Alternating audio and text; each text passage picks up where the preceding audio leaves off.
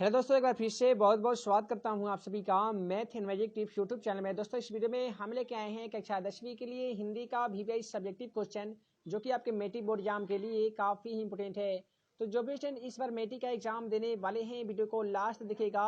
इसमें जितने भी सब्जेक्टिव क्वेश्चन लिए गए हैं, कई बार आपके मेट्रिक बोर्ड एग्जाम में पूछे जा चुके हैं और आपके भी एग्जाम में पूछे जा सकते हैं।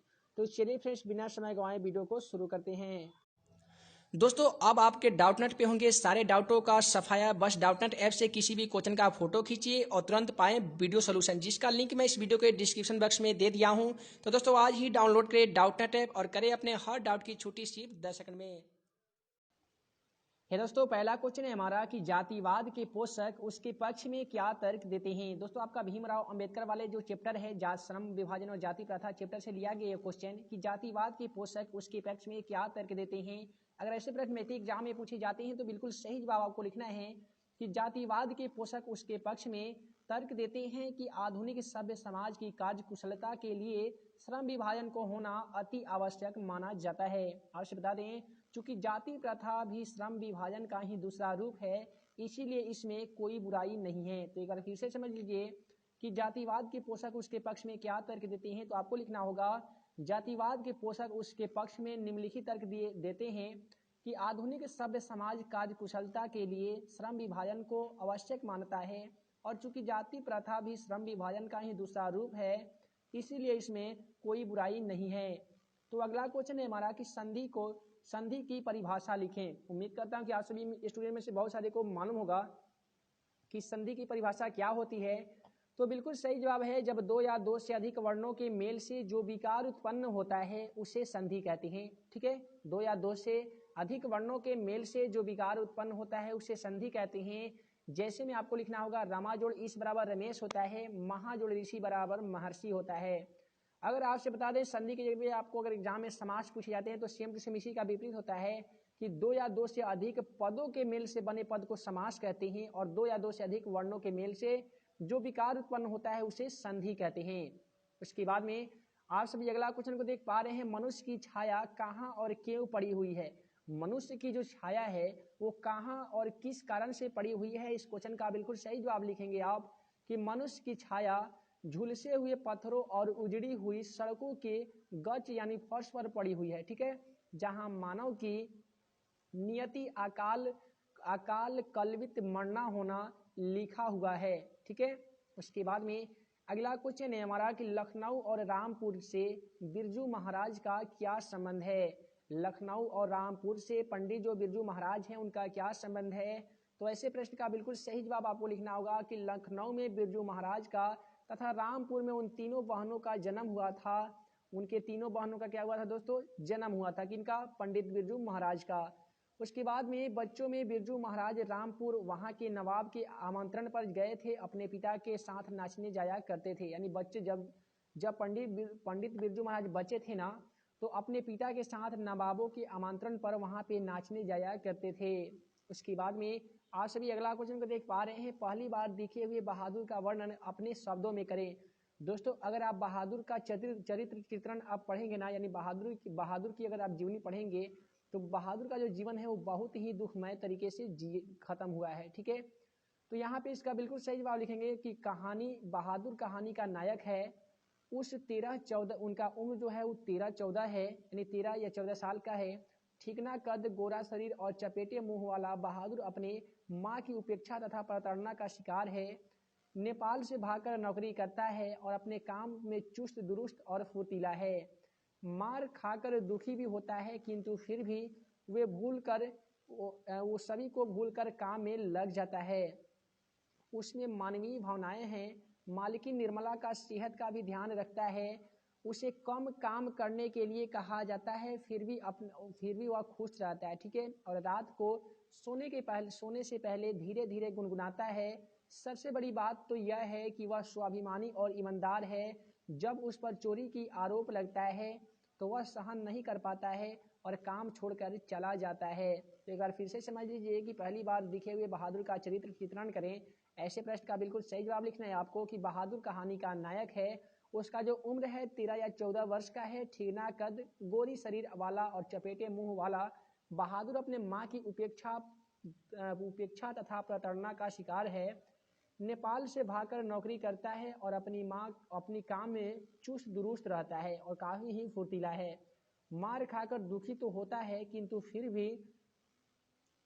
फिर भी उसे सब कुछ भूलकर काम में लग जाता है।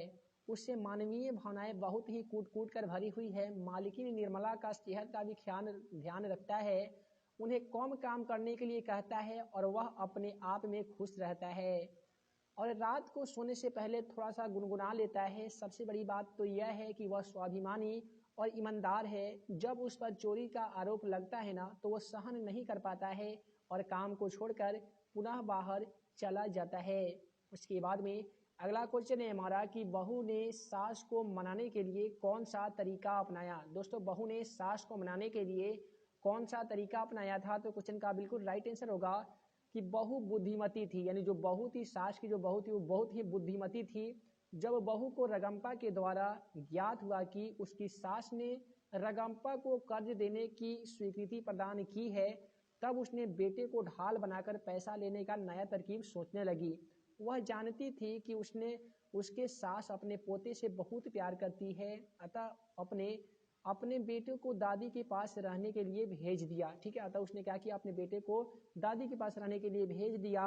बच्चा जब दादी के साथ जाने के लिए मचल रहा था, तो बेटा बहू ने उसे समझाया, अपनी गलतियां भी उसे स्वीकार की। पोता ही समझौते का जरिया बन गया और जो बहू की बनी बनाई योजना थी।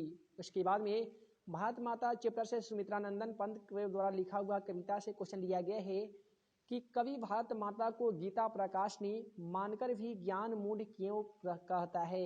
दोस्तों, आपसे बता दें कि कवि भारत माता अर्थात देशवासियों को ज्ञान मूढ़ इसलिए कहता है क्योंकि अर्जुन की अज्ञानता नष्ट करने के लिए श्री कृष्ण को गीता का उपदेश देना पड़ा था। यानी अर्जुन की अज्ञानता को नष्ट करने के लिए भगवान श्री कृष्ण को गीता का उपदेश देना पड़ा था। स्वयं श्री कृष्ण ने उनके उपदेश में कहा भी था कि अज्ञानता के कारण ही व्यक्ति स्वार्थी अथवा मोहग्रस्त हो जाता है, जो उसे विनाश की ओर ले जाता है। अतः कवि का कहने का मतलब यह है कि गीता के मर्म को जानते हुए भी देशवासी अपने आप पर हो रहे जुर्म का विरोध नहीं कर रहे हैं, इसीलिए कवि भारत माता को ज्ञान मूढ़ कहता है। उसके बाद में अगला क्वेश्चन आप सभी देख सकते हैं, संज्ञा किसे कहते हैं, इसके कितने भेद होते हैं, सभी भेदों का नाम लिखें। दोस्तों, आपसे बता दें, दुनिया के सारे चीज़ों को संज्ञा कहते हैं, जिसे छुआ जाए, देखा जाए या महसूस किया जाए। जैसे में राम, कलम, पटना इत्यादि, ये सभी संज्ञा के उदाहरण हैं। और आपसे बता दें कि संज्ञा के जो भेद होते हैं वो 5 भेद होते हैं। पहला होते हैं व्यक्तिवाचक संज्ञा, जातिवाचक संज्ञा, द्रव्यवाचक संज्ञा, उसके बाद में समूहवाचक संज्ञा और लास्ट में जो 5 में होते हैं वह होते हैं भाववाचक संज्ञा। उसके बाद में आज सभी क्वेश्चन नंबर 9 को देख पा रहे हैं, मछली और दीदी में क्या समानता दिखाई पड़ती है, स्पष्ट करें। दोस्तों, मछली और दीदी में क्या समानताएं हैं, इसको कैसे स्पष्ट करेंगे, तो ऐसे प्रश्न का बिल्कुल सही जवाब लिखना है आपको। तो आपको इस क्वेश्चन का बिल्कुल सही जवाब लिखना है, मछली और दीदी में कई प्रकार के समानताएं हैं। यानी मछली और दीदी में कई प्रकार के अंतर है। मछली जल में रहती है और दीदी घर में रहती है। ये तो बहुत ही सिंपल क्वेश्चन है कि मछली तो निश्चित है कि कहाँ पे रहेगी, जल यानी पानी में रहती है, और दीदी जो रहती है वो घर में रहती है। मछली झोलों में तड़पती है और दीदी घर में छटपटाती रहती है। उसके बाद में आप लिखेंगे कि मछली पानी से निकलकर मर जाती है और दीदी घर में ही पीटा से पीटती है, यानी पीटा के द्वारा पिटाई की जाती है दीदी को। ना मछली अपनी व्यथा प्रकट कर पाता है और ना ही दीदी अपनी व्यथा को प्रकट कर पाती है। उसके बाद में चलिए हम आप सभी को अगला क्वेश्चन की दिखा देते हैं। अगला क्वेश्चन है हमारा कि गांधी जी बढ़िया शिक्षा किसे कहते हैं। यानी महात्मा गांधी अपने भारत के राष्ट्रपिता हैं, तो वो महात्मा गांधी के अनुसार बढ़िया शिक्षा क्या है, तो इसका बिल्कुल सही जवाब आपको लिखना है कि गांधी जी के अनुसार अहिंसक प्रतिरोध सबसे उदात्त और बढ़िया शिक्षा है। यानी अहिंसक, जिसमें हिंसा ना हो और उस तरीके से प्रतिरोध की जाए, तो वह शिक्षा महात्मा गांधी के अनुसार काफ़ी ही उत्तम और उदात्त शिक्षा है। वे बच्चों को अक्षर ज्ञान मिलने के पहले सत्य, प्रेम और आत्मा की शक्तियों का ज्ञान होना आवश्यक मानते हैं। प्रेम से घृणा को, सत्य से असत्य को और कष्ट सहन से हिंसा को जीतना शिक्षा का ही अंग होना चाहिए। उसके बाद में अगला काफ़ी इंपॉर्टेंट क्वेश्चन दिया गया है कि सीता अपने ही घर में घुटन महसूस करती है क्यों। दोस्तों सीता अपने ही घर में घुटन क्यों महसूस करती है? तो सीता तीन बेटों की एक बूढ़ी विधवा माँ है। उसके तीनों बेटे माँ के खाना को लेकर आपस में झगड़ते रहते हैं। उनकी बहू आपस में झगड़ती रहती है, इसीलिए वे अपने ही घर में घुटन महसूस करती है सीता। तो दोस्तों इस वीडियो में हम आप सभी को बताएं हिंदी का 11 VVS सब्जेक्टिव क्वेश्चन जो कि आपके मेट्रिक बोर्ड एग्जाम के लिए काफ़ी इंपॉर्टेंट था। उम्मीद करता हूं कि आप सभी को वीडियो पसंद आया हो तो वीडियो को लाइक करें, अपने दोस्तों में शेयर करें। नए होंगे चैनल पे तो चैनल को सब्सक्राइब करके बेल आइकन को दबा दीजिए। दोस्तों जो भी फ्रेंड इसका PDF डाउनलोड करना चाहते हैं, वीडियो के डिस्क्रिप्शन बॉक्स में लिंक दिया जा चुका है, आप जाके वहाँ से इसका PDF डाउनलोड कर सकते हैं। दोस्तों मैं मुकीम अंसारी जल्द मिलूंगा अगले वीडियो में नए VVI क्वेश्चन के साथ। तब तक के लिए वीडियो देखने के लिए बहुत बहुत धन्यवाद।